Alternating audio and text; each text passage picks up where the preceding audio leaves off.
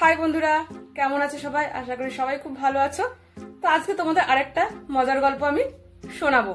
তো গল্পটার নাম হচ্ছে শিক্ষকের চালাকি।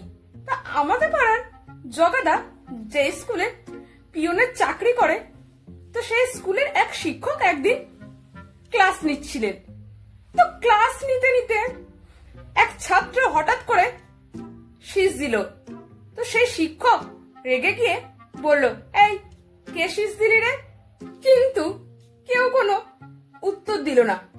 তো তখন সেই শিক্ষক আবার পাঠ করা শুরু করলো।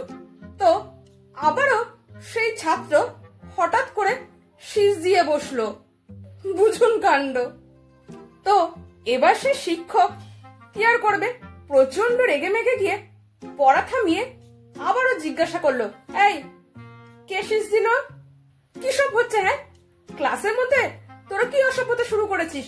কে শীষ দিল আমাকে বল, নইলে তোদের একদিন কি আমার একদিন। এতবার জিজ্ঞাসা করার পর তবু কেউ উত্তর দিল না। তখন আবারও সেই শিক্ষক পড়ানো শুরু করলো। কিন্তু এবারও যখন তৃতীয়বার শীষ এলো, তখন সেই শিক্ষক রেগে মেগে গিয়ে কলম বন্ধ করে বই গুছিয়ে ছাত্রদের বলল যে আজকের মতো ক্লাস এখানেই শেষ, তবে তোদের আজকে আমি একটা গল্প শোনাবো। এই কথা শোনার পর ক্লাসে নিস্তব্ধতা নেমে এলো। সবাই মনোযোগ দিল।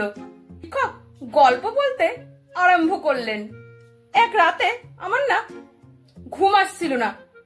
তো বাড়ি থেকে অস্থির হয়ে বেরিয়ে গাড়ি চালিয়ে কোথায় যেন যাচ্ছিলাম। কোথায় যাব কোনো ঠিক ছিল না। তো হঠাৎ করে যেতে যেতে দেখি এক বৃদ্ধা ভদ্র মহিলা রাস্তার ধারে বোঝা নিয়ে দাঁড়িয়ে আছে।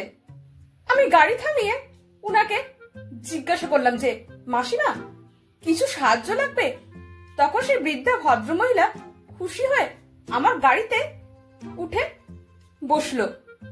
চলতে চলতে যা বুঝলাম যে তিনি আমাকে ভালোভাবেই চেনেন। তিনি আমার চোখের দিকে তাকিয়ে বললেন যে, ডক্টর সাহেব, আমার একটা অবৈধ সন্তান আছে, সে আপনার স্কুলে পড়াশোনা করে।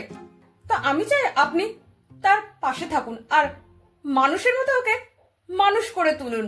তো তখন আমি বললাম যে, নিশ্চয়ই মাসিমা, তবে আপনি তার নামটা বলুন। আপনি নামটা না বললে আমি তাকে চিনব কি করে? তখন তিনি হেসে বললেন, তার নামটা বলার দরকার নেই, আপনি নিজেই তাকে চিনে ফেলবেন।